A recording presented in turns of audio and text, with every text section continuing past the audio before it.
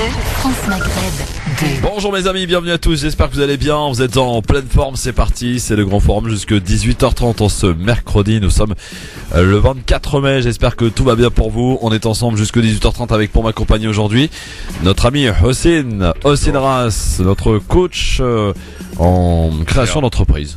Ça va Christophe? Ça va aussi? Bonjour à tous. Bien? Ouais, ça va toujours. Bon, eh bien on va parler un peu de Mali tout à l'heure parce qu'on va recevoir une association en fait qui a un gros projet au Mali, donc ils viendront nous rendre visite pour nous expliquer un peu de quoi il s'agit. C'est en rapport évidemment avec le Ramadan qui approche à grands pas.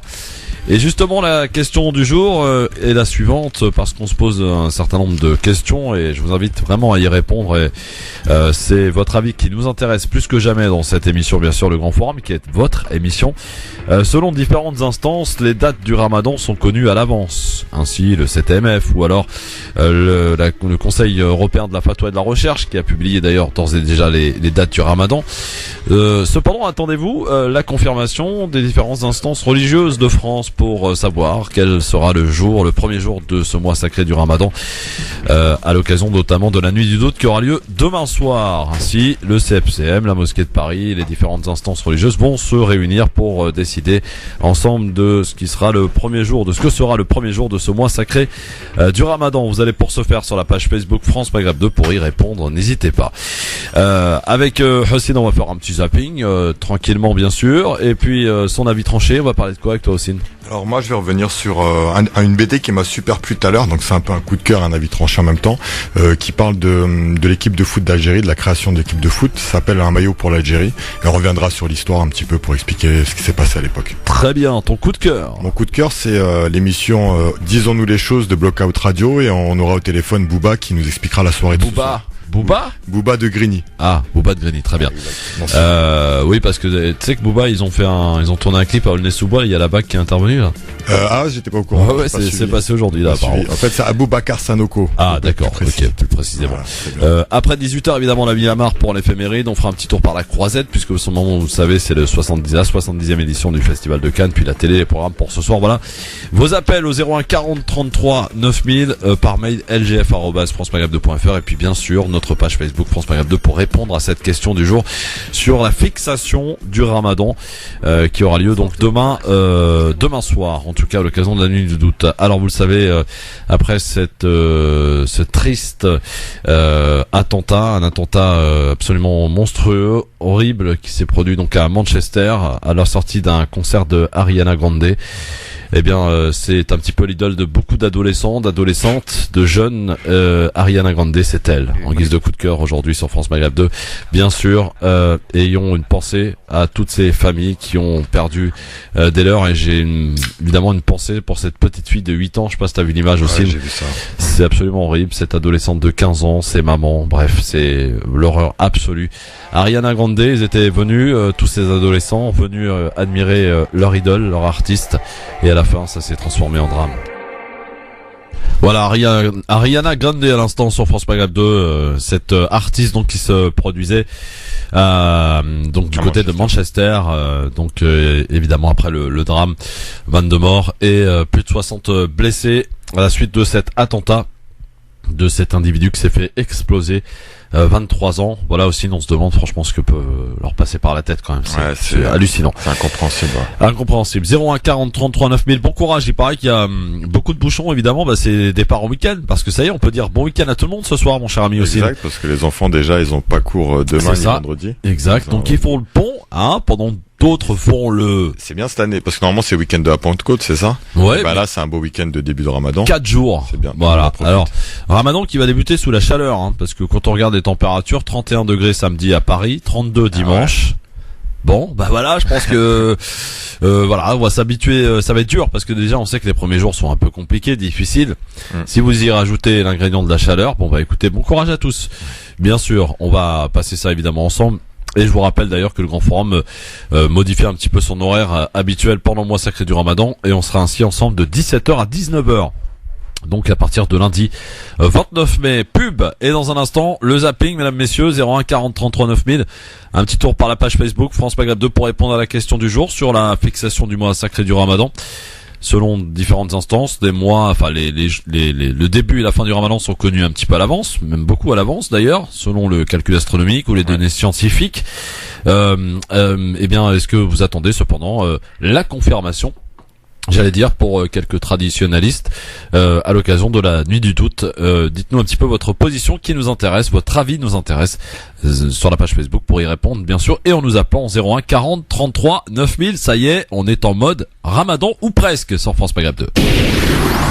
16h29, merci d'être avec nous en direct sur votre radio France Maghreb 2. Avec Austin Raz qui est avec nous, notre coach en création d'entreprise sur France Maghreb 2 pour nous accompagner aujourd'hui au 01 40 33 9000. Avant de commencer, mon cher ami Austin, avant de recevoir aussi nos invités dans un instant pour parler de l'association Moonlight, un projet en rapport avec le Mali, on en reparlera tout à l'heure. Austin, d'abord un petit rappel bien utile pour la solidarité de la grève des prisonniers palestiniens. D'abord ce soir à 18h, juste après l'émission, donc place de l'Opéra, vous êtes tous invités à venir en solidarité avec les prisonniers palestiniens, et demain, je crois aussi, une grève internationale de la faim. Voilà, exactement. Demain, à partir de 9h déjà à Paris, tout le monde va se retrouver à Place de la République dès 9h pour une grève déjà pour Paris.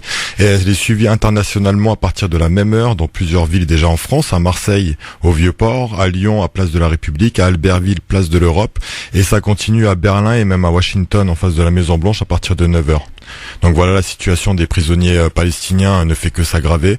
Leur état de santé et la médiatisation de leur affaire est passée. Il y a un réel déni autour de tout ça, et donc la lutte elle continue et s'arrête pas, et bravo à eux, franchement, c'est fort. 9h donc devant la place de la République demain matin. Voilà, exactement. Si vous voulez participer à cette journée internationale de solidarité avec les prisonniers palestiniens, vous êtes tous évidemment invités avec une petite pancarte pour indiquer ce pourquoi vous êtes là. Voilà. Évidemment, soyez les bienvenus d'ores et déjà. 01 40 33 9000 pour répondre aussi à cette question du jour. Aujourd'hui, la question est la suivante. Selon différentes instances qui ont d'ores et déjà annoncé les dates du Ramadan en avance, cependant, attendez-vous confirmation des instances officielles religieuses, instances religieuses de France, pour débuter ce mois sacré du Ramadan qui débutera soit vendredi, soit samedi. D'après les données scientifiques, c'est plus samedi que vendredi, puisque demain, d'après encore même ces mêmes données, le croissant lunaire ne sera visible nulle part sur la planète, si ce n'est en plein milieu du Pacifique. Donc visiblement, le Ramadan débuterait samedi 27 mai.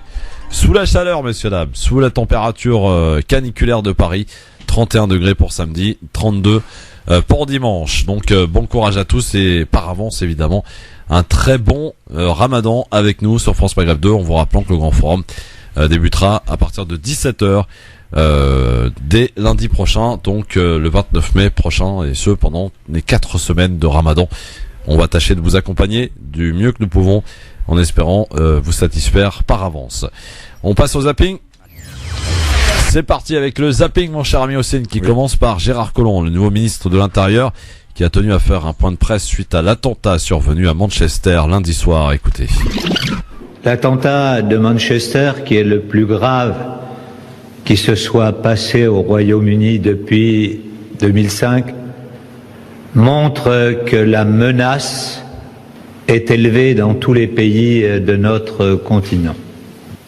On le voit au Royaume-Uni, c'est une fois de plus la jeunesse, nos modes de vie, notre culture qui ont été attaqués. Nous avons donné un certain nombre de consignes aux organisateurs d'événements sportifs, culturels, et évidemment cette période de l'année, il s'en déroule beaucoup, de manière à ce que la protection de nos concitoyens soit partout assurée. Le premier flic de France qui a tenu à faire ce point de presse, histoire de rassurer Hossein. Ouais. Et ils ont, Emmanuel Macron va annoncer aussi, c'est ce qui a été annoncé tout à l'heure, la prolongation de l'état d'urgence jusqu'au mois de novembre prochain. Alors, est-ce une réponse à apporter Aussi, justement, il y a beaucoup de festivités, beaucoup de festivals qui vont se dérouler durant cet été, beaucoup de rendez-vous sportifs, musicaux. Est-ce que il faut vivre dans la psychose, dans la peur, ou est-ce qu'il faut renforcer simplement la sécurité? Quelle est un peu ta position? Exactement. Moi, mon avis, c'est plus qu'il faut seulement renforcer la sécurité, mais pas seulement quand il y a un risque. Il faut clairement que les habitants, les citoyens soient en toute tranquillité, en sécurité toute l'année. Pas seulement lorsqu'il se passe quelque chose, on augmente les forces et tout ça. Moi, vraiment, justement, ça porte des doutes. Le citoyen a beaucoup plus de doutes comme ça. C'est-à-dire qu'en fait, hors période de risque, on n'est pas en sécurité. Donc, faut attendre vraiment un attentat pour qu'on le soit, etc. Ensuite, dans le discours de Macron, faut pas omettre aussi qu'il est déjà directement intervenu en mettant en avant l'Europe. Il faut que l'Europe crée une force entre eux pour lutter contre le terrorisme. Ouais, mais il oublie qu'il y a eu le Brexit et que l'Angleterre, à travers ça aussi, elle doit marquer aussi son indépendance, même en termes de sécurité. Et Macron, il est sorti tout de suite en termes de communication, même avant les condoléances, en mettant en avant l'Europe. Il faut que l'Europe crée une force, il faut que l'Europe soit aux côtés de la Grande-Bretagne. Oui, mais il y a quelques mois encore, on critiquait toute l'Europe, critiquait la Grande-Bretagne parce qu'elle est sortie justement de l'euro. Oui. Ouais. Absolument. En tout cas, rappelons et présentons toutes nos condoléances, bien entendu, aux familles touchées par cet attentat survenu donc à Manchester, à la Salle Arena, donc du côté de Manchester, à la suite de ce concert de Ariana Grande. Un auditeur avec nous au 01 40 30 39 000. Bonsoir. Oui, bonsoir Christophe. Bonsoir toute l'équipe. Bonsoir. Ton prénom, pardon, il m'a échappé. Hamza. Salut à toi. Bienvenue. Tu nous appelles d'où? De Marseille. De Marseille. Très bien. Sois le bienvenu Marseillais. On t'écoute. Qu'est-ce qui se passe? Je vous appelle par rapport au sujet d'aujourd'hui. Donc d'abord, je voudrais souhaiter un bon Ramadan à toutes et à tous. Merci. Et en fait, moi personnellement, je pense qu'aujourd'hui en France, on a quand même des institutions françaises, enfin au niveau des associations musulmanes qui sont assez sérieuses et qu'on peut aujourd'hui leur faire complètement confiance. Et cette question en fait ne se pose pas ailleurs dans d'autres pays. À chaque année, nous c'est la même histoire. Est-ce qu'on écoute ceci ou cela? On a aujourd'hui des autorités compétentes en France. On peut leur faire confiance et voilà. Donc pour toi en tout cas, est-ce que c'est j'ai essayé de poser ma question de manière assez tranquille. Est-ce que c'est plus de tradition que d'attendre la fameuse nuit du doute pour fixer le Ramadan, ou est-ce qu'il ne faut pas aussi se servir aujourd'hui des outils quelque peu modernes qui sont à notre disposition aujourd'hui, à savoir de connaître à l'avance, pour des raisons d'ailleurs pratiques, les dates du Ramadan. Toi, tu es de ceux qui souhaitent encore attendre un petit peu. Ça fait un peu le charme du Ramadan, c'est ça?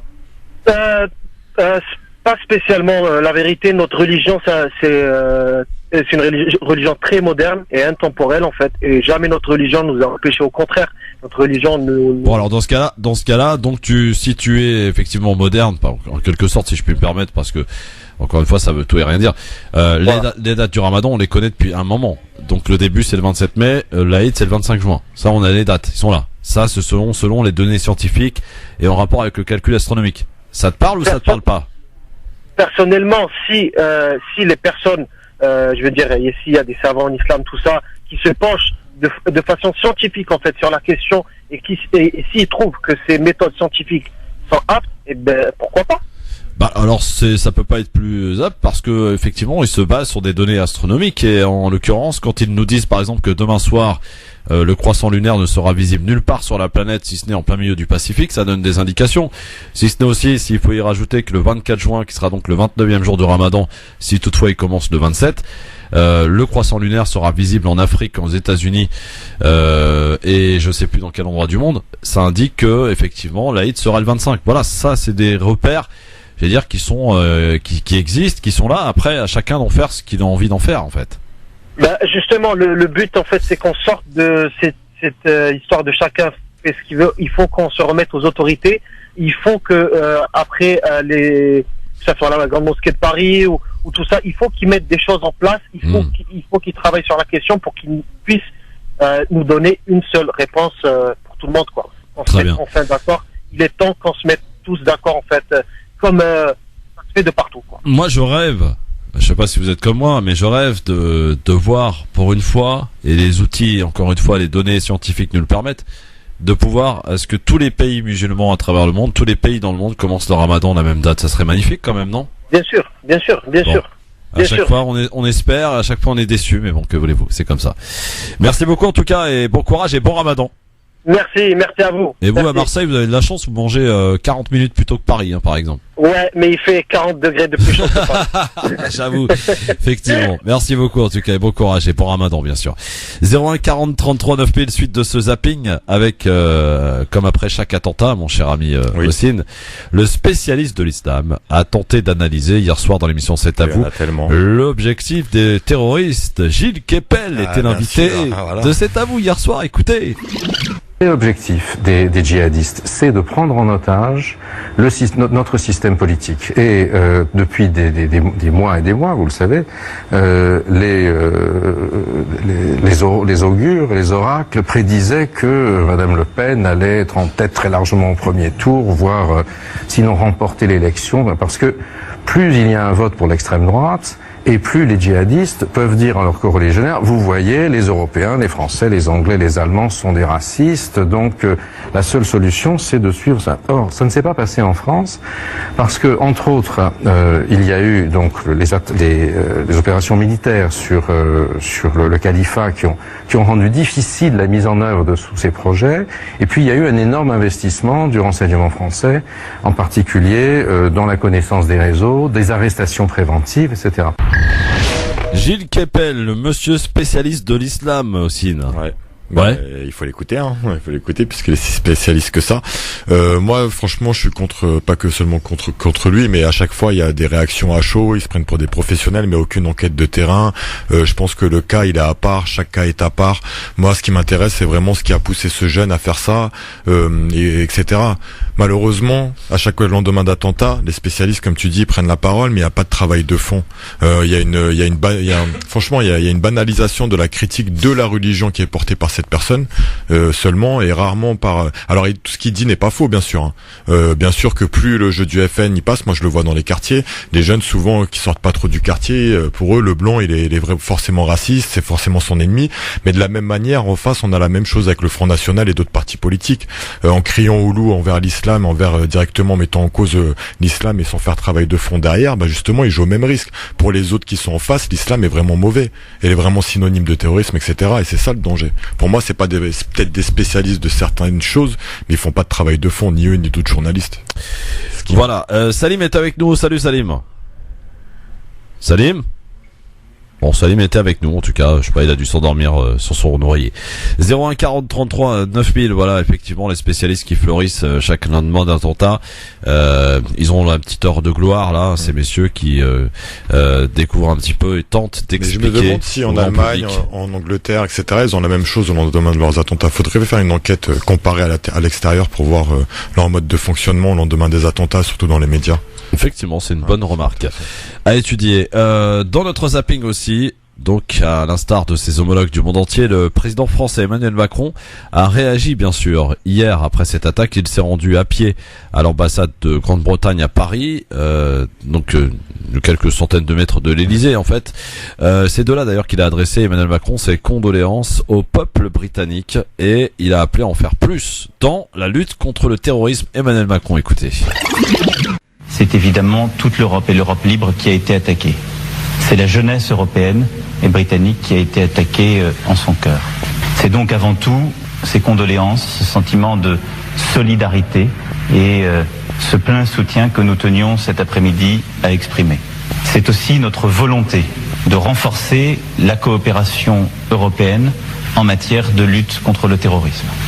Nous serons déterminés et résolus aux côtés de l'ensemble de nos partenaires européens pour lutter contre le terrorisme partout sur notre continent.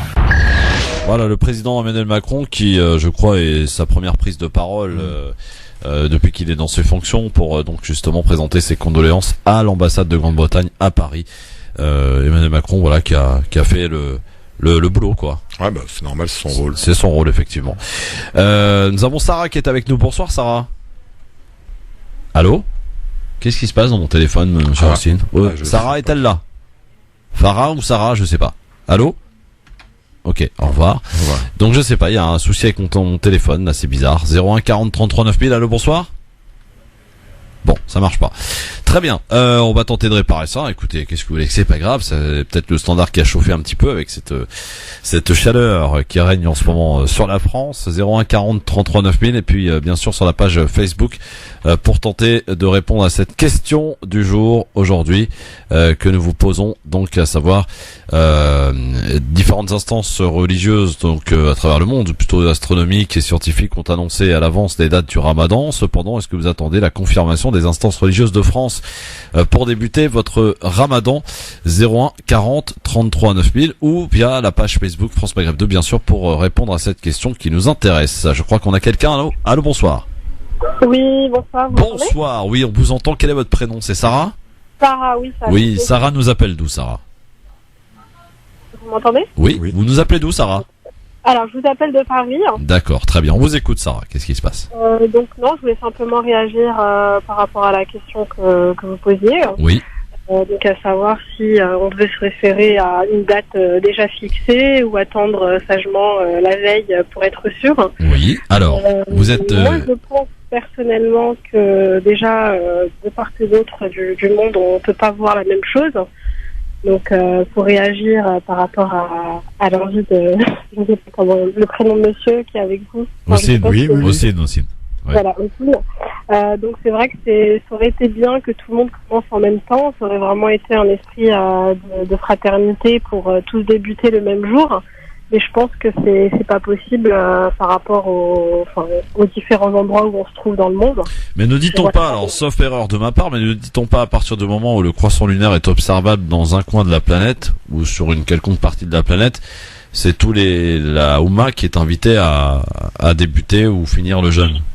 Alors, moi, de mes connaissances personnelles, je ne sais pas à ce niveau-là. Pour moi, c'est vraiment en fonction de là où on se trouve. Mais alors, justement, Sarah, ce qui est intéressant dans ce que vous dites, c'est qu'on a aussi cette réponse à la question que vous posez. Par exemple, demain soir, on sait qu'en France, il sera absolument impossible de voir le croissant lunaire. Ça, c'est sûr et certain. Et il sera également impossible de le voir en Arabie Saoudite, en Afrique et aux États-Unis. Donc, a priori, en l'occurrence, vendredi soir, oui, il sera visible. En Arabie Saoudite, en Afrique, aux États-Unis. Donc, vous voyez, on a la réponse à notre question. Mais après, est-ce vrai? Est-ce que la science est toujours une science sûre? Mais attendez, on peut pas jouer avec vous savez qu'il y a des gens qui travaillent avec, par exemple, je pense à des gens qui vont en pleine mer pour faire de la pêche ou pour X ou Y raison, et qui, dans l'océan Atlantique, donc vous savez que les marées fonctionnent avec la Lune. Donc marée haute, marée basse, vous pensez que ils joueraient avec leur vie? C'est une donnée scientifique claire, nette et précise et qui ne se trompe pas. Visiblement, il y a très peu d'erreurs en matière de détermination scientifique, en l'occurrence pour ce qui est de la Lune qui effectivement marche un petit peu avec les marées. Donc forcément, les gens ne pourraient pas se permettre de jouer avec la vie des gens. Ça serait voilà. Oui, je comprends bien, mais après il y a toujours un petit je prends comme exemple la météo, par exemple, où on peut vous annoncer que demain, ce sera pluvieux, ce sera comme ça, et finalement, c'est pas du tout le cas. Alors qu'il y a plein de gens, c'est leur métier, c'est parce que ça reste des choses, pour moi, qui ne sont pas palpables, on va dire, c'est pas du sûr à 100%. Alors, je sais pas, aussi, peut-être peux-tu dire quelque chose? Est-ce qu'on peut comparer les prévisions météorologiques à la science, au calcul astronomique, savoir dans quel état sera la Lune, où elle sera visible à quel endroit? Vous voyez, c'est quand même pas la même chose. Prétention de dire que je suis astronome ou astronome. Mais il va falloir qu'on invite un astronome, un astronaute pour qu'il nous... Un astrologue peut-être, je sais pas. Non, pas un astrologue, non. Un astronaute. C'est quoi? Un astronaute? Oui. Pour qu'il puisse nous expliquer un petit peu comment ça fonctionne. Parce que moi, si j'en ai bien compris, encore une fois, je peux me tromper, hein. Moi, je me dis quoi? Si je fonctionne de manière logique, je me dis que même si t'es de l'autre côté de la Terre, une heure, c'est une heure. Même s'il fait nuit, il fait jour chez nous et nuit chez eux. Voilà, il y a bien un endroit où une heure générale peut être déclenchée. Maintenant, si on suit les croyances, et moi je m'y connais pas du tout, si on suit les savants, etc., il y a des heures différentes selon les pays. Est-ce qu'on a vraiment notre mot à dire là-dedans, ou est-ce que je sais pas si je suis pas assez calé pour répondre à tout ça, moi perso. Encore une fois, il y a nullement l'intention de ma part ou de notre part, en tout cas, d'influencer quoi que ce soit, d'essayer d'expliquer et de comprendre. Bien sûr, non, parce que vous savez, malheureusement, Sarah, quand on pose des questions, et beaucoup de nos auditeurs, des fois, ont tendance à dire oui, vous orientez un petit peu. Non, pas du tout. On pose des questions. On est là pour poser toutes les questions et sans langue de bois. Et encore une fois, exactement. Mais vous, ce que vous aimez, Sarah, c'est avoir comment dirais-je, cette attente, ce charme de se dire tiens, peut-être que c'est vendredi, peut-être que c'est samedi, je vais le savoir demain soir. Je trouve que ça fait partie du C'est une tradition. du Ramadan. Ouais. C'est même pas que les traditions, c'est vraiment cette euphorie de savoir si c'est aujourd'hui ou demain. Voilà, je trouve que c'est... Non mais je comprends, il n'y a pas de problème, on comprend évidemment tout à fait. En tout cas, je vous souhaite un excellent Ramadan, Sarah. Permettez-moi de vous le souhaiter par avance. C'est cool de pratique et puis voilà. Et puis à l'écoute de France Maghreb 2 si possible. Toujours, hein. Ouais, je vous y invite, bien sûr. Merci beaucoup en tout cas, Sarah. À bientôt, au revoir. 01 40 33 9000, bien sûr, on continue à répondre à cette question. C'est intéressant parce que moi, j'aime beaucoup les gens qui s'interrogent, qui se posent beaucoup de questions, mais en fait, pour en venir à un point précis, qui se dit, oui, mais moi, je préfère garder ce petit charme. Mais c'est tout à fait respectable, il n'y a aucun problème. Tout autant que les gens qui choisissent effectivement de se servir de ce qui est de cet outil de la science, du calcul astronomique, de se dire, je me pose pas de questions, j'attends rien du tout, je sais que tel jour, enfin le premier jour c'est tel jour, le dernier jour c'est tel jour, je m'organise en fonction et je fais mon Ramadan au mieux, je me dépollue un petit peu avec tout ça. Ouais. Chacun, évidemment, encore une fois, sa perception, sa vision des choses là-dessus, il n'y a aucun jugement de notre part. Allô, bonsoir. Oui, bonsoir. Bonsoir cher ami, quel est votre prénom? Donc Mohamed. Mohamed, c'est ça? Voilà. Mohamed, il nous appelle d'où? Je vous appelle de Marseille. De Marseille, Mohamed. Alors, voilà. On vous écoute, Mohamed, allez-y. En fait, bon, au-delà du charme, on va dire, d'attendre le Ramadan la veille, et donc de se dire, voilà, on ne sait pas si c'est demain. L'avant-veille, d'ailleurs. Ouais. Voilà. Moi, en fait, je réagis plus par rapport aux certitudes que vous donnez, en fait. Ah, il n'y a pas de certitude, cher ami. Demain, ouais. Voilà, je suis d'accord avec vous. La science avance beaucoup. Je suis quelqu'un quand même qui a fait pas mal d'études et qui connaît un petit peu, on va dire, tout le domaine scientifique. Mais moi, ce que je veux dire par là, c'est que, en fait, les miracles de Dieu, en fait, on les contrôle pas. Et par rapport à des croyants, on peut se dire que voilà, Dieu peut faire ce qu'il veut et donc attendre donc la vision lunaire, enfin donc attendre la veille pour faire et voir donc c'est à partir de là en fait on peut pas savoir ce que va faire Dieu et donc on se dit voilà certes peut-être par rapport à un endroit certes il y a 1 heure de décalage donc on sait qu'il y a 1 heure pardon, et donc, mais Dieu est capable de tout, il sait faire tout. Enfin, pour nous croyants, vous voyez. Oui, bien sûr. Mais vous savez, quand vous dites pour nous croyants, voilà. Mohamed, quand vous dites pour nous croyants, il y a effectivement vous qui avez cette vision en tant que croyant, et il y a un autre croyant qui va avoir une autre vision. Voilà, c'est ce qui fait un petit peu le charme aussi. Oui, mais encore une fois, il n'y a pas de certitude. Chacun a sa vision, chacun a sa croyance. Mais par rapport, on va dire, par rapport aux croyances et par rapport à la grandeur de Dieu et par rapport à la vision que j'ai moi aujourd'hui, par rapport à ma religion, je dis que Dieu est capable de tout et c'est pour ça il est très important d'attendre la veille et donc de voir par rapport certes aux différentes structures qu'on suit en France, notamment la mosquée de Paris, et voir ce qu'ils vont dire et ce qu'ils vont voir. Ouais. Mohamed, encore une fois, j'insiste, il n'y a pas de certitude. Je vous donne juste des données qu'on a à notre disposition. Chacun en fait ce qu'il en veut après. Il n'y a aucune manière d'imposer quoi que ce soit. C'est vraiment le débat. Le débat est ouvert. De toute façon, je vous écoute tout le temps et je sais très très bien comment ça se passe. Et donc c'est très très intéressant de parler ce genre de sujet. Et donc c'est toujours très, on va dire très intéressant de débattre là-dessus. En tout cas, une certitude, cher ami Mohamed. Je vous souhaite un bon Ramadan. Merci à vous aussi, au plaisir. Merci. À très vite, merci Mohamed. Allez, on continue en tout cas d'en parler. On va aussi un peu parler du Mali parce que c'est très intéressant avec ce projet initié par l'association Moonlight que nous allons évoquer dans un instant. On va aussi parler du maillot d'Algérie. Je sais que ça va interpeller. 1, 2, 3, vive l'Algérie. On va en parler dans un instant avec Hossein Ras dans son avis tranché. À tout de suite. Le grand forum sur France Maghreb 2 avec cette question en guise de question en ligne rouge aujourd'hui, à savoir le Ramadan qui va débuter bientôt, bien sûr. Selon différentes instances, on connaît d'ores et déjà les dates à l'avance, selon des données scientifiques, astronomiques. Cependant, est-ce que vous êtes de ceux qui préféraient attendre la confirmation officielle pour ce qui est de la fixation du début du mois sacré du Ramadan? Vous répondez à cette question bien sûr sur la page Facebook France Maghreb 2. Et par téléphone aussi en nous appelant 01 40 33 9000. Nous allons aussi accueillir Hossein Ras qui est avec moi aujourd'hui, notre coach en création d'entreprise. Accueillir Karim de l'association Moonlight. Bonjour Karim. Bonjour. Bienvenue à toi Karim, comment ça va? Très bien, merci bien. Eh ben, écoute, je suis ravi de te recevoir. Tu vas ainsi nous présenter un petit peu ton association et tu n'es pas venu seul, Karim. Oui, alors je me représente en Karim Bouta, président de l'association Moonlight Clair de Lune, et je suis venu aujourd'hui avec mon partenaire Monsieur Sidibé Modibo, qui est président de la Fondation pour le développement du Mali. Et nous menons tous les deux des activités depuis quelques années maintenant, et si tu veux, c'est quelque chose qui a commencé tout petit et puis qui grandit tout doucement. D'accord, on va en parler ainsi, on va pouvoir ainsi découvrir de quoi il s'agit, bien sûr. Bonsoir monsieur et bienvenue à l'antenne sur France Maghreb 2. Mon cher ami Hossein, avant toute chose, et avant de parler un peu plus du Mali, on va parler du maillot d'Algérie. Oui. Tiens Karim, ça te parle le maillot d'Algérie ? Ah bah oui, c'est... Ah bah évidemment, hein. C'est une fierté, bien entendu. Bien justement, c'est l'avis tranché de monsieur Hossein Ras aujourd'hui. C'est parti le numéro. 5, 4, 3, 2, 1, 0. Si je fais quoi que ce soit, c'est la mise à pied. Alors piétinez-moi, allez-y. Alors, qu'est-ce que tu veux nous raconter sur ce maillot d'Algérie qu'on voit partout d'ailleurs ? En fait, moi, il y a quelques semaines, c'était mon anniversaire et un ami à moi. Bon anniversaire. Ouais, merci. Ouais, on l'a déjà souhaité, merci.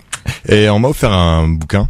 Donc les gens, donc, quand ils voyaient aussi aujourd'hui, ils voyaient des bouquins, comme ils comparent tout de suite à Bibliothèque. Mais j'ai été agréablement surpris. C'était une bande dessinée qui s'appelle Un maillot pour l'Algérie. Et donc à travers ce bouquin, j'ai appris une histoire que je ne savais pas trop, justement par rapport à la création de l'équipe du FLN à la fin des années 50. Donc pourquoi je parle de ce bouquin-là ? Parce que je trouve que c'est un bon outil de sensibilisation, notamment dans les foyers algériens. Je trouve que c'est une bonne manière d'utiliser cette BD, soit de la laisser entre la main de la jeunesse et des moins jeunes d'ailleurs, pour connaître un peu l'histoire, mais aussi en dehors de l'Algérie, pour tous ceux qui aiment les histoires de révolution et qui veulent savoir un petit peu les histoires de nos pays africains, etc. Alors le petit résumé du livre, c'est écrit par Chris et Galick et Ray pour les dessins, donc c'est une très belle BD avec des très beaux dessins. Alors les 13 et 14 avril 1958, 12 footballeurs professionnels d'origine algérienne quittent clandestinement le territoire français pour participer à la création de la toute première sélection nationale d'Algérie. Parmi eux, Rachid Mekloufi, AS Saint-Étienne, et Mustapha Zitouni, AS Monaco, deux membres de l'équipe de France qui s'apprêtent à participer à la Coupe du Monde quelques semaines après, qui était organisée en Suède à l'époque. Formation étendard d'une nation engagée dans une guerre d'indépendance, l'équipe du FLN jouera par la suite plus de 80 matchs amicaux de par le monde. Les scénaristes et historiens Chris et Bertrand Galick ont prêté leur plume au jeune dessinateur catalan Javier Rey pour narrer cet épisode bien connu des spécialistes des relations entre football et politique. Alors, je voudrais aussi revenir quelques secondes pour expliquer un petit peu le contexte de l'époque. Alors, faut savoir que... Alors, juste une seconde, excusez-moi. J'arrive tout de suite. Oui. Alors, depuis les années 1920, déjà, les joueurs originaires d'Afrique du Nord évoluaient déjà au sein des plus grands clubs prestigieux, notamment en France. Et durant les années 30, ces joueurs sont intégrés de plein droit au sein de l'équipe de France de football. Plusieurs joueurs d'origine algérienne portaient avec succès le maillot de l'équipe de France, comme Abdelaziz Bentifour et Mustapha Zitouni pour les citer. À l'automne 1957, après la bataille d'Alger, les dirigeants du FLN décident de bâtir une équipe nationale algérienne de football afin de promouvoir l'indépendance de l'Algérie dans d'autres pays. Selon le FLN, le sport peut être exploité pour l'indépendance de l'Algérie, comme cela a été déjà fait dans le secteur militaire, syndical, étudiant ou culturel, en créant des organisations ou des syndicats autonomes et musulmans. Cette dynamique a pour but de prouver que le pays peut se développer seul, sans aide extérieure, et ainsi influer positivement sur le moral du peuple algérien. De plus, afin d'établir une équipe de football capable de se confronter aux meilleures équipes du monde, il semblait nécessaire qu'elle se compose de joueurs professionnels selon les membres de la direction du FLN. Et ceci afin de contrer la tentative de la France de se garantir une hégémonie culturelle dans ses colonies. Le communiqué du FLN du 15 avril 58 souligne ainsi l'importance d'une équipe performante sur le plan international pour l'émergence d'une identité nationale algérienne. Il qualifie ces joueurs de patriotes prêts à tout sacrifier pour l'indépendance de leur nation et les présente comme un exemple de courage pour les jeunes Algériens. La tâche de sélectionner les joueurs est attribuée à Mohamed Boumezrag, qui est directeur de la sous-division régionale de la Fédération française de football. Politiquement, il est chargé par Mohamed Alam de préparer et de garder secrète cette équipe pendant la phase de planification. Le FLN peut aussi s'assurer de recruter un bon nombre de joueurs algériens professionnels en France, du fait que ces derniers versent périodiquement au FLN la taxe révolutionnaire qui peut aller jusqu'à 15% du salaire perçu. Mustapha Zitouni l'expliquait plus tard en disant « J'ai beaucoup d'amis en France, mais le problème est plus grand que nous. Que faites-vous si votre pays est en guerre et que vous êtes appelé ?» Pour des raisons de sécurité, Mohamed Boumezrag rend personnellement visite à chaque joueur pro-algérien admissible dans l'équipe du FLN. Il établit d'abord des contacts amicaux avec eux avant de leur faire subir une légère pression morale. Dans tous les cas, les joueurs n'ont pas à craindre de représailles s'ils refusent, comme le font par exemple Salah Djebaili et Kader Firoud, tous deux du Nîmes olympique, Ahmed Arab, Limoges Football Club ou encore Mahi Kenan du Stade Rennais. Au printemps 58, tout est prêt pour le début de l'équipe et sa présentation au public, y compris la manière dont les joueurs allaient s'enfuir à Tunis. Le choix de Tunis s'explique d'une part par l'attitude du président Bourguiba, qui vend de la fraternité pan-arabe, et d'autre part par sa proximité avec l'Algérie, contrairement à d'autres pays prenant le même discours mais géographiquement plus éloignés, comme la Libye, l'Égypte ou encore la Syrie. Par ailleurs, la date est choisie par le FLN pour créer un effet médiatique et psychologique. Le suspense est alors à son comble en première division française et l'équipe de France de football est en préparation pour la Coupe du Monde 58. Rachid Mekloufi et Moustapha Zitouni sont présélectionnés pour le Mondial 58 qui commence 2 mois après la présentation de l'équipe du FLN. Mekloufi est également champion du monde avec l'équipe de France militaire, titre obtenu durant l'été 57. En raison des intentions du FLN, Moustapha Zitouni demande le report de la présentation à la Coupe du Monde. En avril 58, Boumezrag annonce aux joueurs leur départ vers Tunis où siège le gouvernement, où ils seront présentés au public. Il donne aussi des conseils par rapport à cette équipe. Les 13 et 14 avril 58, 12 footballeurs algériens désertent leur club en France. Le lieu de rencontre avec Mohamed Boumezrag est connu à Rome. Et pour la suite de l'histoire, je vous donne rendez-vous dans la BD Le maillot pour l'Algérie. Vous allez voir que c'est une histoire passionnante et très bien écrite. Et voilà, c'est un plaisir de la lire et de la raconter. Et je vous la conseille à tous les foyers pendant ce mois de Ramadan. Et laissez-la entre les mains de vos enfants et vous verrez qu'après il y aura un dialogue qui va se créer, j'en suis sûr. Voilà, merci. Voilà une bonne idée de lecture, en tout cas pendant ce mois du Ramadan, évidemment après avoir lu le Coran, puisqu'on rappelle qu'il faut lire le Coran pour ce mois sacré du Ramadan, c'est important. Karim, alors mon cher ami Karim, l'association Moonlight, est-ce que tu peux nous la présenter? Alors, l'association Moonlight, ce que je dirais par rapport à ça, c'est que le slogan de l'association, déjà, c'est une solidarité constructive. Voilà le slogan de l'association. Quel est l'enjeu, en fait, que Moonlight veut mettre en évidence? C'est, au premier plan, c'est l'éducation. Ouais. L'importance de l'éducation. Nelson Mandela a dit un jour que l'éducation était l'arme la plus importante au monde. C'était une citation qui m'a interpellé à un moment donné dans ma vie. Et de par cette perspective-là, avec mon ami Monsieur Sidibé, avec lequel on s'est connus ici en France, et on a commencé à mener des projets.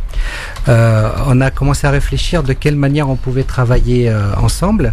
Et ce qui a été intéressant, c'est que ce qui est arrivé en premier lieu, c'est la création de la fondation qui est intervenue au Mali. Donc on a même contribué un petit peu avec Monsieur Sidibé sur le plan de l'écriture, etc., à réfléchir sur la façon dont la fondation pourrait travailler.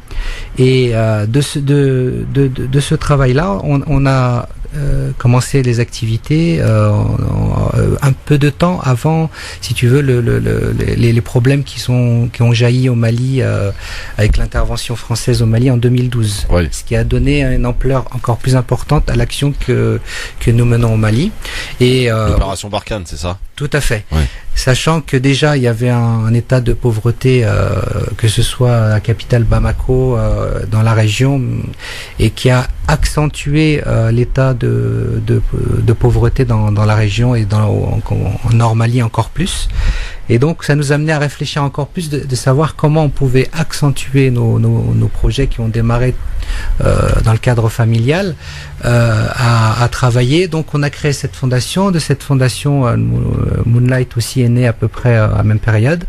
On a commencé avec des lits d'hôpitaux, du matériel médical, du matériel d'électro, pour pouvoir surveiller les battements du cœur, etc. Tout ça nous a été donné par un hôpital. Aussi, un lycée nous a confié toute la médiathèque, si tu veux, quand ils refont les programmes. Il y a tous les livres, j'ai vu, ils allaient les jeter. Je dis, ne les jetez pas, on va les enlever. C'est parti comme ça, en fait. Et on a commencé à travailler en ce sens-là. Et petit à petit, nous avançons et les projets grandissent avec le temps, quoi. Monsieur Sidibé, peut-être nous parler un peu de la situation du Mali en ce moment. que l'on a découvert notamment lors de l'intervention française au Mali, mais que l'on découvre un peu moins dans l'actualité. Aujourd'hui, la situation, est-ce qu'elle a changé? Est-ce qu'elle s'est améliorée depuis l'intervention française ou pas du tout? Bon, quand on parle du Mali, d'abord, on ne peut pas parler du Mali sans parler du problème qui existe aujourd'hui, le problème djihadiste. Ça existe, c'est un problème sous-régional, ou bien je dirais un problème international. Ça persiste, ça ne va pas au Mali, au nord Mali. Effectivement, il y a eu l'intervention française qui a beaucoup contribué à la paix que nous avons aujourd'hui. Mais c'est un paix précaire parce qu'à présent, l'armée malienne ne veut pas se rendre dans certaines zones du Mali, ce qui est un grave problème pour le déplacement dans notre pays et la paix aussi. Karim, pourquoi avoir choisi le Mali? Le Mali, c'est contextuel, c'est notre rencontre avec Modibo qui a fait qu'on a choisi le Mali au départ. Et comme je te l'ai dit, le contexte de guerre qui est prévalé en 2012 nous a poussé à travailler. Mais à la base, c'était pas tout à fait le Mali qui avait été choisi, mais la région, la sous-région, le Sahel. Le Sahel. C'est-à-dire que moi, j'ai eu déjà par le passé une expérience où je suis allé du côté de la Corne de l'Afrique, quand je suis allé en Éthiopie, dans la région en Somalie, à cause des problèmes de sécheresse qui prévaut. Et d'ailleurs, en ce moment, ils sont encore plus graves qu'ils n'ont jamais été dans cette région-là, et puis dans certaines régions du Nigeria. Et donc, il faut vraiment sur ce plan-là, il y a quelque chose de très important à faire pour faire bouger les lignes. C'est vraiment cette région-là qui est laissée, j'ai le sentiment, à l'abandon, quoi. Est-ce que chacune qui écoute la radio cet après-midi peut essayer d'apporter sa petite pierre à l'édifice quelque part? Comment faire? Alors voilà, nous on a un site internet ici qui s'appelle moonlight-clairdelune.fr ou .org. Donc il y a les deux. Voilà. Donc ils peuvent se diriger moonlight-clairdelune. Oui, .fr ou .org. Voilà. Donc déjà, ils peuvent aller voir ce qu'on a pu faire jusqu'à présent, depuis à peu près 4 ou 5 ans, et voir que on a beaucoup travaillé. Alors, on travaille beaucoup, même si la vision et l'éducation et l'autonomisation des populations, c'est ça notre objectif. Le contexte nous fait dans la fameuse, en sociologie, on parle de la pyramide de Pavlov, où les besoins de base sont les besoins d'abord de se nourrir et d'avoir la santé. Ouais. Donc sur ce plan-là, on a mené un projet qui, à ce moment, Moonlight travaille non seulement auprès des donateurs, mais il travaille aussi auprès des établissements scolaires. Parce que sachant que j'enseigne dans un collège, j'ai mis en place des projets avec des écoles et des collèges en ce moment de récupération de lunettes de vue ou de lunettes de soleil pour pouvoir tous ceux qui ont changé de vue, vous voyez, on change tous de lunettes, donc quand les lunettes, on n'en fait rien. Donc l'idée, c'est de récupérer ces lunettes-là, de les emmener au Mali. On a une équipe à la fondation. En fait, j'ai bien compris, c'est du matériel, quoi. C'est plus du matériel que de l'argent. Non, c'est un exemple que je donne d'un des projets, mais sur le plan de l'argent, on travaille pour le contexte du Ramadan actuellement, sur un programme alimentaire. Un programme alimentaire, voilà, d'accord. De quoi, quand vous dites programme alimentaire, de quoi ont besoin les Maliens en matière alimentaire aujourd'hui? Alors, je vais laisser la parole à Modibo pour répondre à cette question, parce qu'il est mieux placé que moi pour en parler. Comme on vient de le dire, avec la guerre, on a des zones carrément sinistrées. Il y a des problèmes de circulation. Bon, donc ces personnes qui se trouvent dans ces zones-là sont dans des conditions lamentables. Donc ils ont besoin de tout. Il y a l'UNICEF qui s'y fait, et puis il y a la Banque mondiale aussi qui s'y fait. Mais il y a des zones où les gens ont vraiment des problèmes de nutrition, surtout avec la période de soudure, le mois de juin, période d'hivernage. Donc nous avons pensé aussi aux orphelins de la guerre aussi, et ils sont dans des conditions précaires. Et la précarité, c'est dans ces zones-là surtout. C'est pour cela que nous avons mis en place ce programme alimentaire qui consiste à faire des kits alimentaires pour donner à ces familles. Alors de quoi est constitué le kit alimentaire, Karim ? Alors le kit alimentaire, il est constitué de tout ce dont a besoin une famille. Alors on profite de faire un appel justement aux dons aux personnes qui nous écoutent. Ce kit, il est composé d'environ d'une valeur à peu près de 5 euros. Ouais. Dans le cadre de la fidia de ceux par exemple qui ne peuvent pas jeûner le Ramadan, qui peuvent donner ces 5 euros par jour. Ouais. Alors les 5 euros par jour vont nourrir une personne ici, mais là ils vont nourrir toute une famille. Au Mali. Voilà, c'est incroyable. Ouais.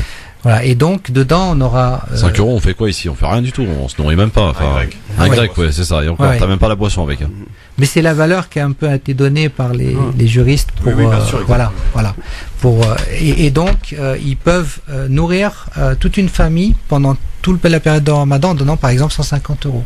Alors dedans, et quoi, pour répondre à ta question, il va y avoir de l'huile, du riz, comment dirais-je, il va y avoir les condiments nécessaires pour préparer tout ce qu'il faut pour préparer un repas pour une famille et pour quelques jours. D'accord. C'est bien ça, Modipo. Hein, Bon, oui, avec les 150 euros pour quelques jours, mais 5 euros pour une journée. Ouais. 5 euros, voilà. Donc voilà. Alors comment ça se passe pour ceux et celles qui ont envie de donner là, qui ont envie de participer d'ores et déjà et aider une famille en matière alimentaire, en tout cas au Mali. On va sur le site internet en l'occurrence. Voilà, vous faites donc moonlight-clairdelune.org ou .fr et dès ce week-end, en fait, ils pourront, dès que le Ramadan commence, on est en train de tout préparer pour mettre ça en ligne, ils pourront commencer à donner donc les gens qui peuvent pas jeûner, les gens qui veulent donner la zakat. Certains jurisprudences maintenant des savants ont permis de donner la zakat même un petit peu à l'avance pour que les gens puissent se préparer. Et nous, cette zakat qu'on préparera, elle sera donnée au moment de l'Aïd, mais comme ça on a le temps de bien la préparer. On a aussi un projet de plantation. Oui. Voilà, on lutte aussi contre la désertification en Afrique. On a un projet qui est ambitieux, innovant et qui a trait aussi à l'environnement. Ce qu'on cherche à faire, c'est dans les milieux ruraux et les milieux, urbains. C'est dans les milieux urbains de permettre aux gens qu'on puisse planter des arbres. Pareil, hein, pour une somme de 5 euros, là-bas, on peut planter un arbre. Alors, un manguier, jujubier ou noix de cajou aussi. Donc c'est les 3 arbres sur lesquels on travaille. Et en milieu rural, ça permet de nourrir les gens, de lutter contre la désertification. Et en milieu urbain, en plantant des arbres, ça permet aux gens qui sont pauvres, parce qu'il y a aussi beaucoup d'handicapés aussi qui sont livrés un petit peu à eux-mêmes, qui se retrouvent un peu dans les mosquées, et c'est pour ça qu'on profite de ces moments-là, les moments de l'Aïd du sacrifice, ou les moments qui sont des moments où les gens ont besoin plus d'aide parce qu'ils ne mangent peu de viande. Et on a vraiment, Christophe, on a mené des projets où dans des endroits, même dans la brousse, où les gens ne mangent pratiquement jamais de viande, où ils ont pu avoir de la viande et ils étaient vraiment hyper heureux pour les périodes de fêtes musulmanes dans ces contextes-là, quoi. Le site internet qu'il vous faut retenir évidemment pour apporter votre aide financière, en l'occurrence, pour ces différents projets qui sont menés au Mali, c'est donc moonlight-clairdelune.org ou .fr. Voilà, n'hésitez pas. Quel est ton terrain d'action, Karim, pour justement se faire connaître, essayer de sensibiliser un plus grand nombre, pardon. Alors, on a donc en dehors du site internet, on passe grâce à toi, à la radio, et en dehors de ça, les réseaux sociaux. Donc Facebook, on a mis sur Facebook, donc il y a une page Facebook spéciale pour Moonlight, Moonlight Clair de Lune. Donc les gens peuvent venir et pendant tout le temps du Ramadan, régulièrement, on enverra les informations au fur et à mesure de l'avancée des dons en termes de kits qui ont été donnés et avec des photos à l'appui, etc. Alors, en fait, en l'occurrence, est-ce qu'il s'agit au travers de Moonlight d'une nouvelle ONG ? Ce serait notre ambition, mais on se distingue quand même des ONG qui existent déjà, par le fait que vraiment ce qu'on recherche, on est dans l'aide alimentaire aujourd'hui. Très rapidement, la fondation à 2000 mètres carrés, on compte créer un centre de santé. Alors on a déjà un médecin bienveillant nous a donné tout son équipement pour la vue. On a un projet sur la problème des malvoyants ou comment améliorer la vue, donc les fameux projets de lunettes, mais on a comment dirais-je, tout un équipement qui part pour le Mali et qui va être l'endroit où les gens vont pouvoir venir surveiller leur vue, et on pourra leur donner des lunettes. Et aussi, on pourra leur prodiguer des soins de circonstances. Bon. Ossine, ça te paraît bien? Tu valides? Ah, je valide à fond. Tous les projets comme ça, là, moi, je suis à fond. Et on va booster. Ça nous ferait plaisir. Bah évidemment, vous êtes là pour ça en tout cas, pour que les auditeurs. Le Mali, c'est frontalier avec l'Algérie, hein. Ça, c'est voilà. Tout à fait. C'est le pays d'Afrique frontalier avec l'Algérie. Vous êtes d'ailleurs les Algériens et les Maliens ont un lien très particulier d'ailleurs. Tout à fait. Voilà. Et le Sahara déjà, à travers le Sahara surtout. Il faut savoir que les Touaregs, ils ont une nationalité ou une origine. C'est plus une nationalité pour eux, Maliens ou Algériens, mais sinon ils ont une communauté des Touaregs. Exactement. Et il faut savoir qu'au sud de l'Algérie, souvent il y a un phénomène, c'est que les personnes sont très noires, et qu'au nord du Mali, les personnes sont très claires de peau. Et c'est un phénomène qu'on comprend pas, parce que ça devrait être l'inverse. Non, au nord du Mali, on ne rencontre pas seulement que des Touaregs. Les Touaregs sont peut-être à 5-6% de la population du nord. Et la population du nord est majoritairement noire. C'est des Sonraïs qui sont majoritaires. Oui. Restez avec nous, Karim et Monsieur Modibo. On va rester avec vous, bien sûr. On rappelle le site internet, c'est moonlight-clairdelune.org ou .fr. Pour apporter votre aide, bien sûr, 5 €. C'est le prix de départ, on va dire, pour un kit alimentaire pour une journée, pour toute une famille. Et 150 €, c'est pour nourrir le mois toute une famille au Mali. Vous vous rendez compte, 150 €. C'est si on commence à faire les courses du Ramadan, je sais que certains ont commencé déjà. 150 €, c'est un petit peu plus qu'il va vous falloir pour finir le mois ici. Hein. Donc voilà. En l'occurrence, ça pourra aider. Et puis passer un bon Ramadan d'ailleurs à tous ceux qui sont au Mali, bien sûr. Donc voilà, l'occasion est donnée de donner, bien sûr, et d'être généreux. Ça tombe bien, c'est absolument conseillé et recommandé durant ce mois béni, sacré qu'est le Ramadan, qui approche, je le disais à grands pas. Dans un instant, on n'en perd pas le fil de l'émission, bien sûr. On parle toujours d'actualité, de cette question du jour. Tiens, je vous la pose, Karim et Monsieur Boudibé.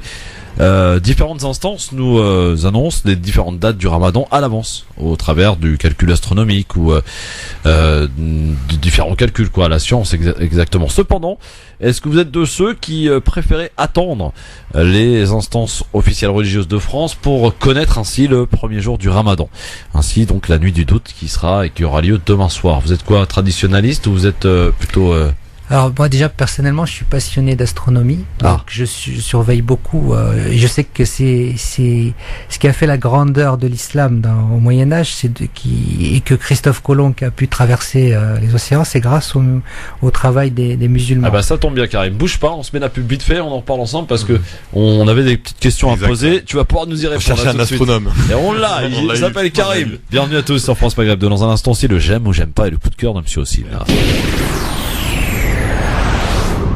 France Maghreb 2, France Maghreb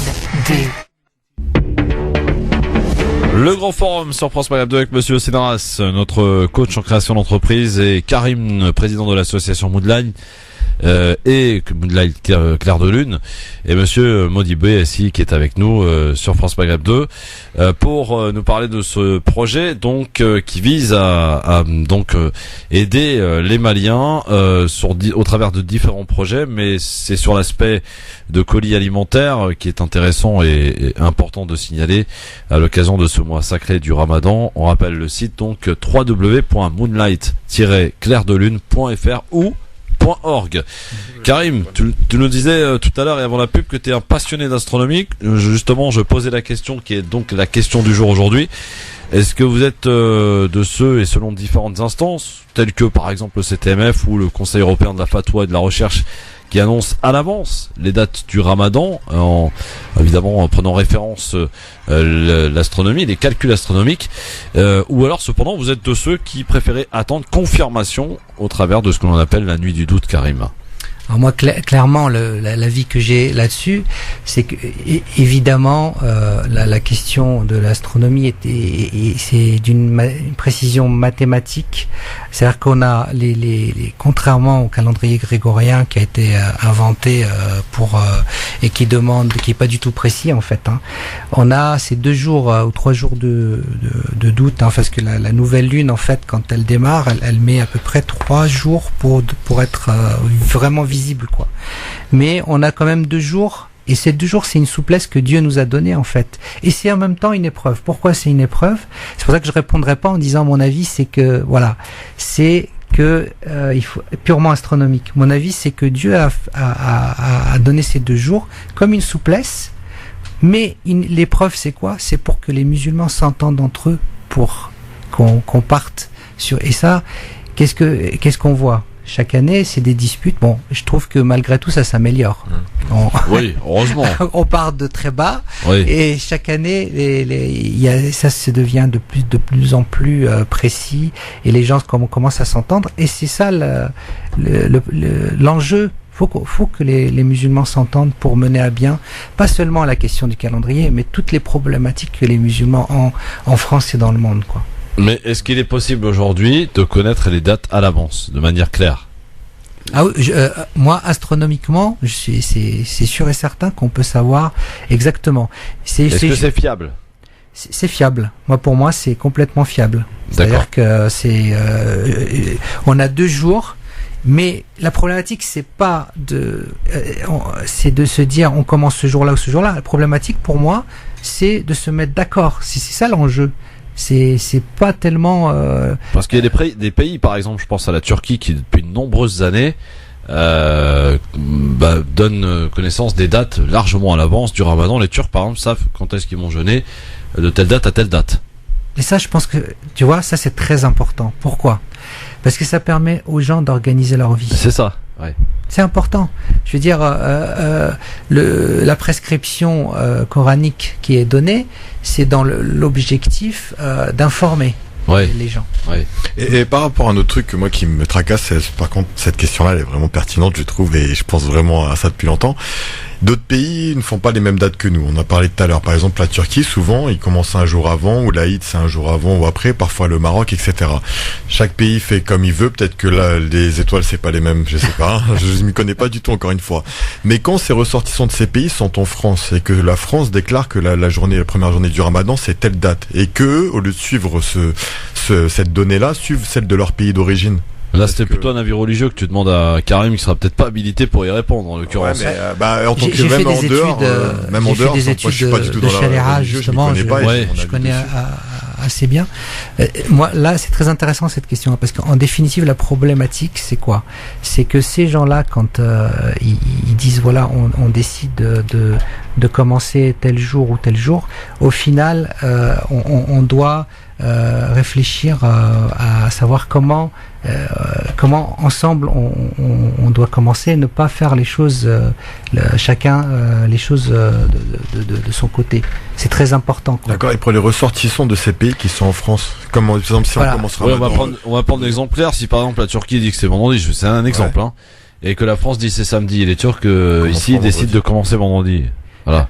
Juridiquement, l'islam elle dit quoi? Elle dit que c'est contextualisable. L'islam est contextualisable dans l'endroit, c'est-à-dire que on ne doit pas aller chercher le pays ici. L'avis d'un savant qui habite dans un pays qui lui peut conseiller les gens qui sont dans le pays. Ouais.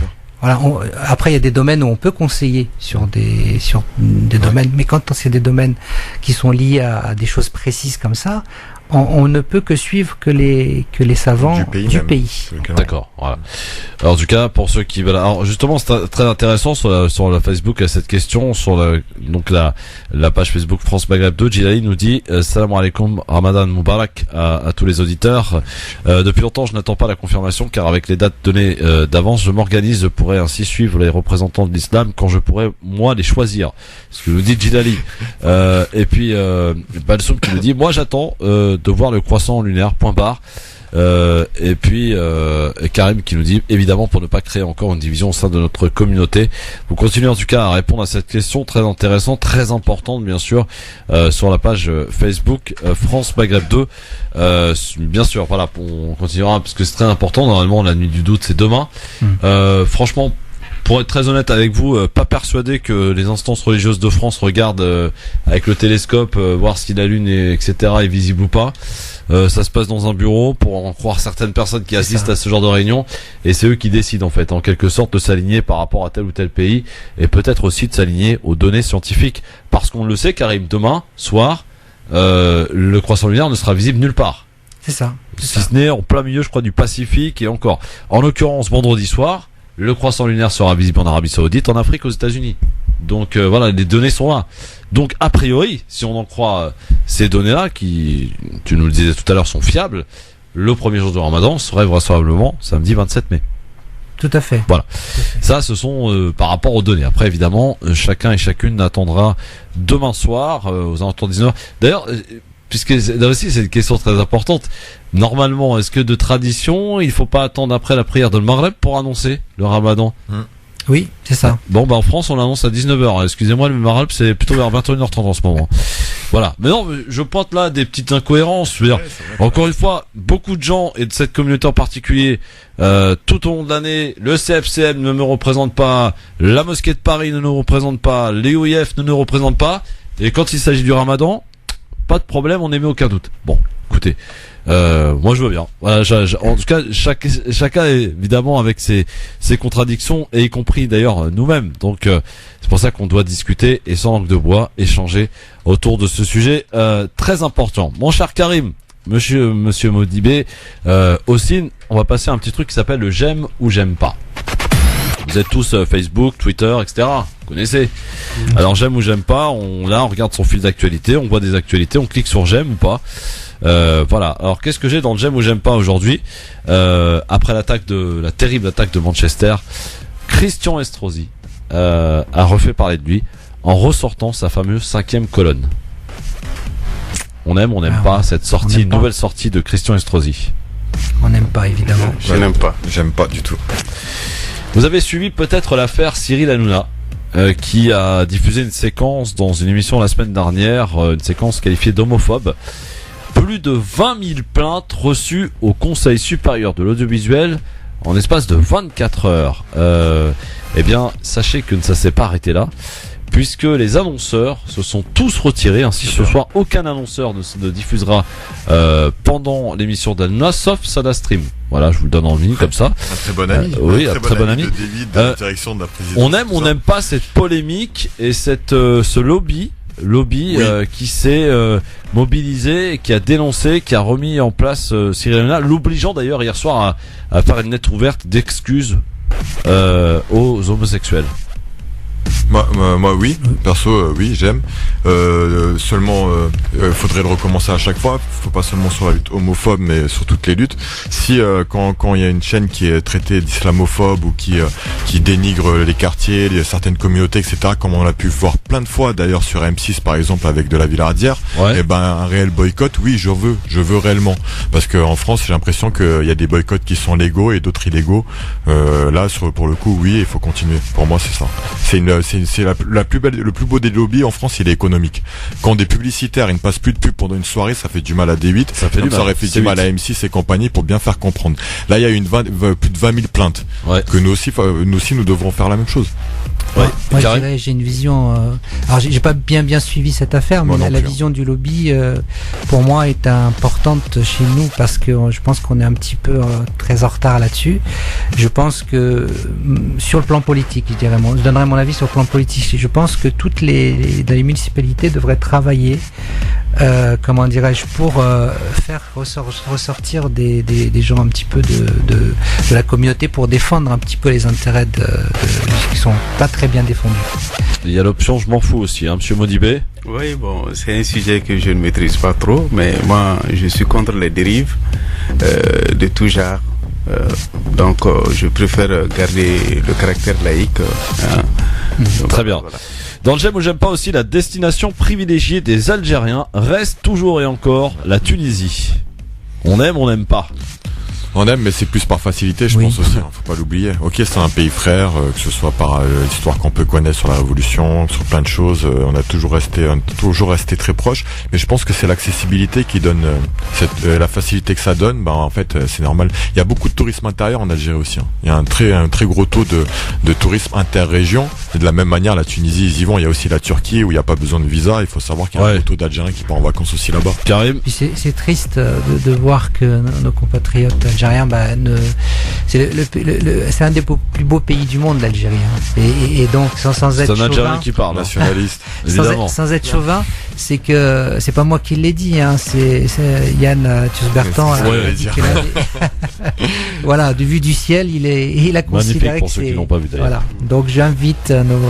Modibé va vous contredire et va dire que c'est le Mali, le plus beau pays du monde. J'aurais préféré qu'ils viennent au Mali. S'il y a de la guerre chez nous, le Mali c'est le pays le plus beau du monde. Voilà. Monsieur Modibé, vous avez raison. Oui, parce que moi, je suis d'origine pakistanaise, donc moi, le Pakistan. Non, je Tiens, le j'aime ou j'aime pas, le Maroc qui change d'heure pour le mois du Ramadan. Ah, c'est pas l'année dernière déjà, non? Ouais, il avait fait. Ils l'ont changé pas plus tard que dimanche dernier. Alors, il faut qu'on sache pourquoi. Est-ce que c'est pour manger plus tôt ou quoi cette histoire? C'est quoi cette arnaque là? On aime ou on n'aime pas en tout cas ce changement d'heure? Ou on s'en fout d'ailleurs? J'aime, par exemple, peut-être que les autorités ils ont pris compte de la longueur de la journée ou bien du soleil. Je pense qu'il y a des contextes du moment. Oui, bien sûr.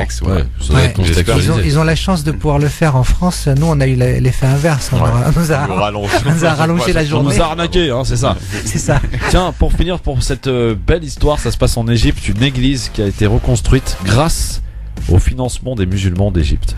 Ça on aime beaucoup. Moi, pour avoir fait beaucoup de dialogues interreligieux, je suis très très attaché à ça et je pense qu'il faut garder la pluralité dans la foi. C'est très important. C'est un verset coranique. Je suis pour vraiment l'interculturalité dans tous ces aspects. Parce que souvent on dit souvent que les communautés religieuses, plus la personne est religieuse, donc dans l'entraide et la solidarité, ils sont assez présents. On le voit souvent en France, mais c'est souvent fait de manière communautaire, etc. Et là, quand tu vois que deux communautés s'entraident par rapport à un objectif, c'est fort. Faut se tendre la main au-delà des religions, au-delà des origines, c'est ça. Oui, il y a un aspect qui s'est passé en Syrie lors de la guerre. Il y a des chrétiens qui ont été protégés par les musulmans. Voilà, donc ça, c'est il y a des initiatives. Il faut les mettre en avant, il faut les booster. Et si on veut avoir un jour la paix en Palestine, je parle de la vraie paix, hein, pas on fait croire qu'on va y avoir la paix, en fait c'est fait semblant. Et c'est la sincérité, quoi. Je rappelle, puisque tu parles de la Palestine, Karim, qu'il y a un rassemblement de prévu pour les prisonniers palestiniens, solidarité avec les prisonniers palestiniens, 18h, place de l'Opéra, de 18h à 19h30, et demain aussi, une journée internationale de la grève de la faim. Ouais. En solidarité toujours avec les prisonniers palestiniens. Ça se passe à Paris, place de la République, demain à 9h. Marseille au Vieux-Port, Albertville, Lyon, Berlin, Washington devant la Maison Blanche, dès 9h jusqu'au soir, une grève internationale et fraternelle. Voilà, l'occasion est donnée en tout cas, effectivement. On accueille un petit tour par le standard. Allô, bonsoir. Oui, bonsoir Christophe, Kamel à l'appareil. Bonsoir Kamel. Bonsoir à tout le monde. Bonsoir. Alors, écoute, moi sur ce sujet, bien évidemment, tout le monde est avec vous, tout le monde est avec la Palestine, tout le monde est aux côtés des Palestiniens. Alors, une idée qui était venue il y a quelque temps, c'était, durant ce mois de Ramadan, pourquoi pas faire en sorte que nous puissions dédier, pendant le mois de Ramadan, une cause qui nous tient tous et qui nous rassemble tous. Et moi, la cause palestinienne, elle est bien évidemment très importante chez tous les Maghrébins, chez tous les musulmans. Je crois qu'on pourrait déclarer, et là c'est justement les instances qu'il faut interpeller, pour que nous puissions déclarer ce mois de Ramadan, que nous puissions faire en sorte que nous puissions le dédier à ces Palestiniens, à ces hommes et ces femmes, à ces enfants qui souffrent et que l'on tue tous les jours. Et moi, je crois que ce serait important qu'on puisse instaurer un moment, une cause très importante pendant le mois de Ramadan, même si c'est un mois sur lequel nous sommes en repli sur nous-mêmes, spirituels et autres. Mais je crois que c'est très important aussi qu'il y ait ce genre de mots, ce genre de cause à défendre et que nous soyons tous unis pendant ce mois de Ramadan. J'aimerais rajouter à ça, mon cher Christophe, que là je suis sur l'autoroute et je voulais vous interpeller les uns et les autres parce que pour moi ça avait un sens. Sur l'autoroute actuellement, tu as des panneaux lumineux sur lesquels on compatit à ce que viennent vivre. Ah oui, j'ai vu Solidarité et Manchester.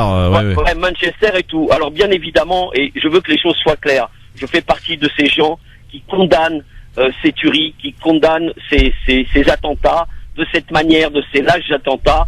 Et bien évidemment, nous sommes aux côtés des familles. Ceci étant, je me suis interrogé un instant en me disant, tiens, je n'arrivais pas à comprendre. Je dis, mais on pourrait également, sur ces autoroutes, parler des Palestiniens, parler des causes dans le monde.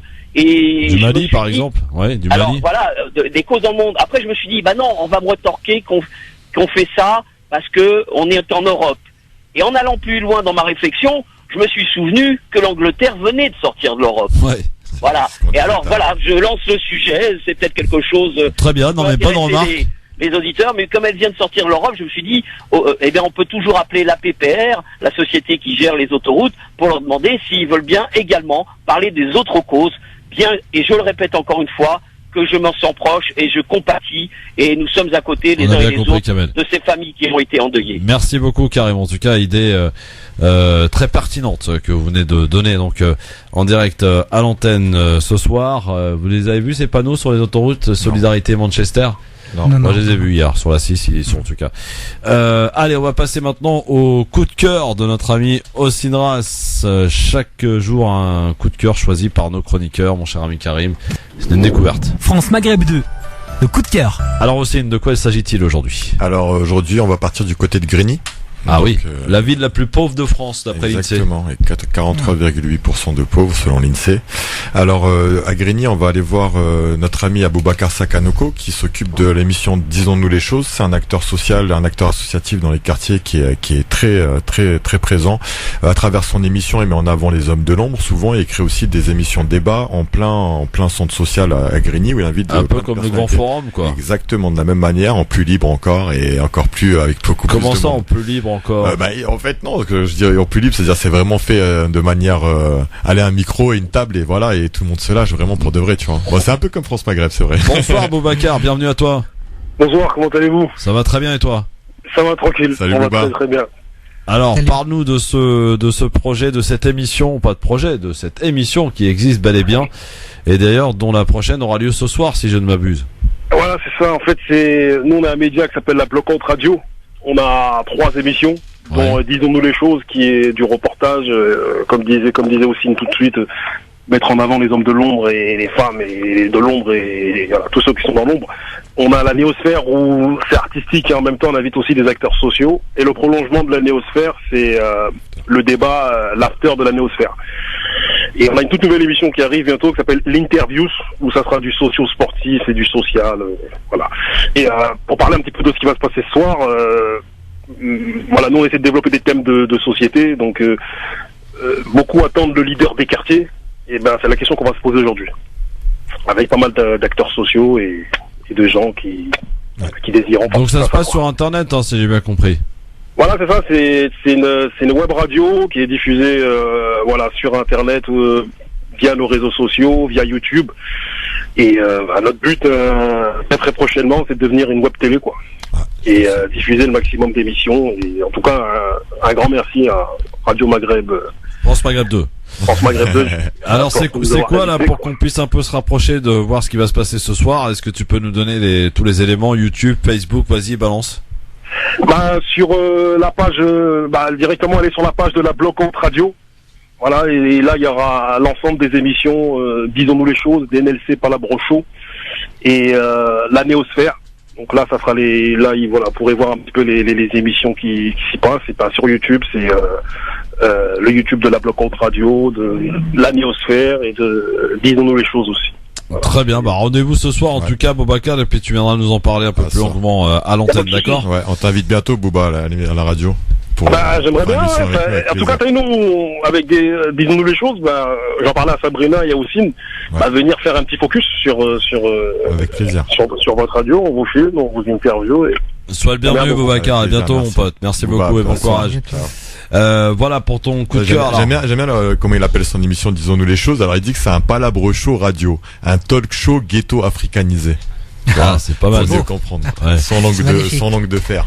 C'est pas mal. Et on invitera monsieur Madibo ça me ferait un grand plaisir. Voilà. Alors, Karim, pour finir, puisque dans un instant on va passer à Libertad, rappelons donc l'occasion de ta venue aujourd'hui, nous parler de Moonlight, Clair de Lune, qui a différents projets, notamment des projets alimentaires pour le Mali. Pour ce mois sacré du Ramadan, et au-delà, on rappelle 5 € par jour, vous nourrissez une famille entière pour un jour au Mali. 5 € par jour, 150 €, l'équivalent d'un mois pour une famille au Mali. Vous avez également d'autres projets, plantation des arbres, également différents projets avec des lycées, avec une campagne aussi autour des problèmes de vue, etc. Il y a plein de projets en tout cas à découvrir. Pour ce faire, il y a le site internet moonlight-clairdelune.org ou .fr. Sur la page Facebook aussi, Moonlight Clair de Lune. Bien sûr, je vous laisse le dernier mot, messieurs, Karim et monsieur Modibé. Donc moi je vais rebondir un petit peu sur la question de notre ami là qui a intervenu juste avant, que je trouve que c'est un très beau projet. On a aussi un projet au Mali de faire de monter une petite radio locale justement pour expliquer un petit peu les projets, l'évolution des projets, et ces émissions en fait ils seront rediffusées sur notre site internet, ce qui permettra aux gens de connaître un petit peu l'avancée des projets. Et souviens-toi Christophe, je t'ai même invité à venir un de ces jours nous rendre visite, et puis avec grand plaisir, bien animer nos émissions là-bas aussi. Avec grand plaisir. Bon. Et quant à moi, j'ai voulu vous présenter la Fondation. La Fondation pour le développement du Mali est une entité non gouvernementale, indépendante des institutions et des particuliers, qui fait des dons, qui participe au projet des associations, des autres ONG, et qui est là pour aider tous les Maliens. Donc nous cherchons l'amélioration des conditions de vie des Maliens partout dans le monde. Voilà. On est tout cœur avec vous en tout cas, et on vous souhaite bon courage et un bon Ramadan à tous les deux. Merci beaucoup Karim. Online-clairdelune.org ou .fr. Sur la page Facebook, évidemment. On viendra faire un petit bilan si tu veux. Avec grand plaisir, bien sûr. T'es ici chez toi, Karim, tu le sais bien. Merci beaucoup, Karim. Merci, monsieur Modibé. À très vite et bon Ramadan à tous les deux. Merci. Dans un instant aussi. Attention, nos auditeurs vont pouvoir venir nous voir pour le moment de partage, d'échange, de dialogue. Enfin, pas vraiment de dialogue, parce que c'est un moment où les auditeurs nous appellent, il faut que ça soit rapide, c'est pas des monologues. Vous nous appelez, on ne sait pas qui vous êtes, ni ce que vous allez nous dire, vous allez pouvoir simplement nous appeler de n'importe quel endroit sur cette planète Terre, 01 40 33 9000, 00 33 1 40 33 9000, pour bien sûr venir nous dire ce que vous voulez en toute libertad. À tout de suite. Le grand forum avec Osinras, et on n'en oublie pas donc le site internet moonlight-clairdelune.org ou .fr. C'est important en tout cas d'aller aider nos amis maliens à l'occasion de ce mois sacré du Ramadan. 01 40 33 9000, messieurs dames, c'est le moment de votre espace de liberté. Libertad, 4 minutes, c'est parti, pas une de plus, parce que c'est que je me fais engueuler grave parce qu'on termine à chaque fois en retard. Et là j'en ai marre, donc je vais pas envie de me faire engueuler aujourd'hui, donc on va essayer d'être à l'heure. Allô, bonsoir. Ouais, bonsoir, c'est Salim. Bonsoir Salim. Bonsoir Salim. Qu'est-ce qui se passe, Salim? On t'écoute. En fait, je voulais réagir à ce que disait Gérard Collomb concernant ce qu'il disait par rapport au prolongement de l'état d'urgence jusqu'au mois de novembre. Oui. Mais je pense que est-ce que c'est une solution de continuer à dire à évoquer cette question-là, ou alors est-ce que ça va rapporter quelque chose, sachant que si... Tu te poses la question, quoi, si on a bien compris, Salim, d'accord? Voilà. Merci Salim. Faut que ça aille vite pour laisser un maximum d'auditeurs évidemment qui puissent nous appeler au 01 40 33 9000. On n'a pas beaucoup de temps, donc allez-y. 01 40 33 9000. Allô, bonsoir. 01 40 33 9000, c'est le numéro de téléphone qu'il vous faut appeler maintenant. Bonsoir. Oui, allô, bonsoir, Mohamed de Paris. Bonsoir Mohamed, on t'écoute. Alors c'était un petit message pour certains de vos chroniqueurs qui ont la haine des taxis et qui n'ont manquent pas une occasion pour dénigrer les taxis. Pas plus tard qu'hier, il y a une licence de taxi mise aux enchères. C'est suite à une faillite. Voilà, c'est un père de famille qui se retrouve sans rien. Alors bravo, continuez comme ça. Moi, en tout cas, j'ai décidé de zapper votre radio. J'écoute de moins en moins. Voilà. Alors Mohamed, si je peux me permettre, l'avantage de cette émission, c'est que tu peux avoir différents avis. Tu fais référence à celui d'Amou Bouakaz. Bon, écoute, si t'es pas capable d'entendre d'autres avis que le tien, c'est dommage, mais c'est aussi ça, d'être capable d'entendre d'autres avis et de venir échanger, de discuter lorsque les personnes sont là. Allô, bonsoir. Allô, bonsoir. Bonsoir monsieur, quel est votre prénom? C'est Alban de Metz. Bonsoir Alban, comment ça va? Ça va, je vous remercie. On t'écoute Alban. Juste une question, pourquoi est-ce qu'on fait tout un fromage à chaque année pour le début du mois de Ramadan sur cette radio? Donc il y a comment on appelle ça, une organisation qui s'appelle l'UEF. Puis nous à cette organisation, où c'est de cueillir des Torahs à travers eux. Voilà. Alors l'UEF s'appelle les musulmans de France et il n'y a pas qu'eux qui décident, cher Alban. Il y a le CFCM, il y a la mosquée de Paris. Et il n'y a pas de polémique, il y a juste des questions qu'on se pose. Mais bon, si vous voulez prendre ça comme une polémique, désolé. Merci Alban. Je pense qu'on a tous des calendriers UEF, donc voilà, fions-nous à cette organisation-là, mais enfin bref. Après, chacun est libre. Bon Ramadan à toi aussi, Alban. Merci beaucoup. 01 40 33 9000. Pour nous appeler, bien sûr, c'est le moment. Libertad. Allô, bonsoir. Pour nous appeler, bien sûr. Allô. Très bien. 01 40 33 9000, bien sûr, pour nous appeler. C'est le numéro de téléphone. Libertad. Pour mettre les choses au clair, ça fait du bien de temps en temps aussi. Hein. Allô, bonsoir. Allô, Christophe. Oui, c'est moi. De Paris. Salut à toi. Oui, je voulais juste réagir sur en fait la poule aux odeurs des Américains. Ouais. Je suis assez halluciné de voir que les Saoudiens ont signé un contrat de pratiquement 400 milliards de dollars. Juste 480 milliards. Oui, absolument. Voilà. Donc c'est hallucinant quand on voit qu'il y a de la famine partout dans le monde musulman, tous les problèmes qu'il y a et tout cet argent qui est gaspillé juste pour en fait contenter les Américains et pour faire la guerre à l'Iran. Il est à 1000 lieues des Saoudiens. Les Iraniens ils se tiennent sur leurs pieds. Je les encourage. Franchement, moi je suis à 100% avec l'Iran contre les Saoudiens. Pas parce que je suis favorable à ce que font les Iraniens, mais tout simplement parce que la politique saoudienne n'est pas intelligente. Merci à toi. En faveur de leur population, ni en faveur des musulmans dans le monde. Merci. Bonne soirée à toi. Merci. 01 40 33 9000. Allô, bonsoir. Oui, salam alaikum. Wa alaikum salam. Bonsoir. Tu vas bien? Oui, ça va très bien. Merci beaucoup, Ahmed. Oui, qu'est-ce que j'allais dire? Bon, mais c'était juste pour vous reprendre. C'est pas 480 milliards, c'est 380 milliards. Ah, bon, on n'a pas les mêmes chiffres, cher ami. Hein. Alors, écoutez, 480 milliards. Dire, vous êtes vérifié, mais je pense que c'est bien 380 milliards. Enfin, 380 milliards. 400, effectivement, mais pour moi, c'est pareil. De toute manière, non, c'est pas pareil quand même. Il y a 100 milliards d'écart. De vivre dans des conditions, je veux dire, de décence extraordinaires. Je voulais juste vous avez parlé du jour de jeûne, parce que j'ai pas écouté toute l'émission. Et vous avez dit c'est quel jour, samedi ou moi j'ai rien dit du tout. Attendez, je suis en aucune manière habilité à dire quoi que ce soit. Je dis juste que la nuit du doute c'est demain soir et que certaines instances telles que le CTMF ou le Conseil européen de la fatwa et de la recherche y ont annoncé effectivement le date du Ramadan comme étant samedi, mais en aucune manière on est habilité à dire je suis habilité en l'occurrence à dire que c'est tel ou tel jour. Absolument. Non, mais je voulais juste vous dire que moi, par habitude, peut-être j'ai tort, j'ai raison, je ne sais pas, je me base toujours sur le calendrier lunaire et si vous voulez je veux dire le croissant de lune, il est pour vendredi soir, donc ce qui veut dire c'est samedi. Mais enfin, attention, moi je vous dis ce que j'ai vu, tout simplement. Sûr. Alors, Ahmed, juste une petite précision pour finir. Et effectivement, vous avez raison, c'est 380 milliards, mais si on y ajoute les différents comment dirais-je. C'est déjà beaucoup. Attendez, Ahmed. C'est tellement vertigineux uniquement. Vous savez ce qu'il a dit Trump L'islam, c'est une religion d'amour. Voilà. Si on y rajoute, il y a 380 milliards qui sont partis.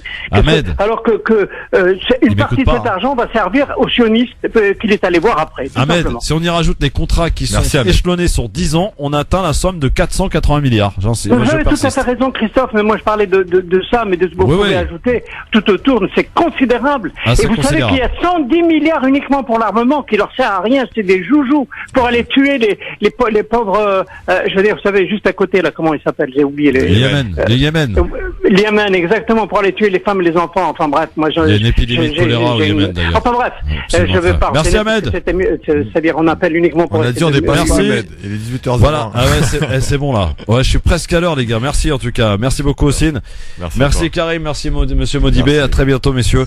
Il est précisément 18h01. Bon, il y a du progrès en tout cas. 18h01, nos rappels de l'actualité avant de retrouver dans un instant Amar. Bonne soirée, bonsoir. Bonjour à tous. 3 hommes soupçonnés d'être liés à l'attentat de Manchester ont été arrêtés ce matin dans le sud de la ville. Les autorités britanniques sont convaincues que le kamikaze qui a déclenché la bombe n'a pas agi seul. Hier après-midi déjà, un homme de 23 ans a été arrêté. Aujourd'hui, la Grande-Bretagne a augmenté son état d'alerte au plus haut niveau.